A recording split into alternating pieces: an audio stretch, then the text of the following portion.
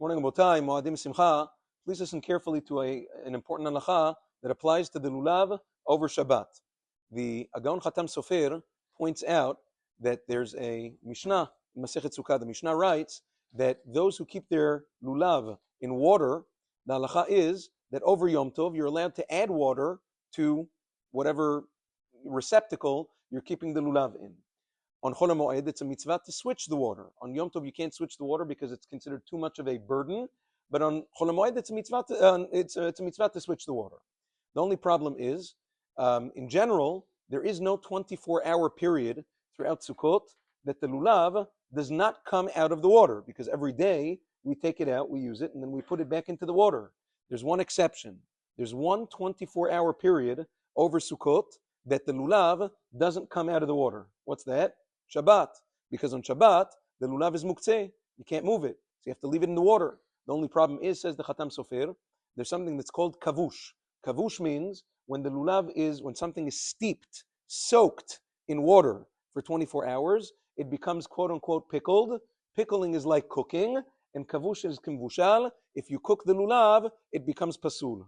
Therefore, says the Khatam Sofer, before any 24-hour period during Sukkot, but especially before Shabbat, make sure to pour out the water or to take the lulav out of the water so that the lulav does not stay in the water 24 hours over Shabbat, since you're not going to be able to take it out because it's muktzeh, and then the lulav will become pasul. So says Agaon Khatam Sofer.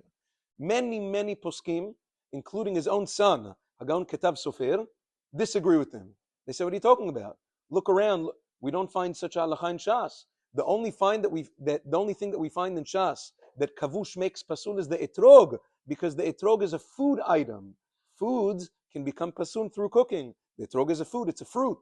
Lulav, hadas, arava, those aren't foods. Those are branches. Those are sticks. Those can't become pasul through kavush. Minchat Elazar, many poskim disagree with the Khatam Sofer, and they say the minhag is not like that. People leave their lulavim in the water throughout the entire Sukkot. Nevertheless, Agaon Khatam Sofer is in good company. The Ramban, the Bet Yosef quotes the Ramban, who holds the same thing, that the lulav can become pasul as a result of kavush. And therefore, the Halacha U'Maaseh, Maran Zichron Livracha in Chazon Ovadia writes that a person should be careful not to let the lulav stay in the water for 24 straight hours, especially on Shabbat Chol HaMoed or Shabbat Yom Tov of Sukkot. What happens if b'di'avad person didn't know this halacha?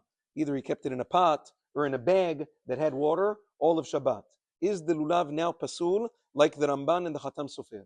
Says Maran Zichron Livracha, no, still kasher b'di'avad. Why? Safek sveka. Rashi HaKadosh holds that kavush you can only do soaking in vinegar, not in water. That's the opinion of Rashi.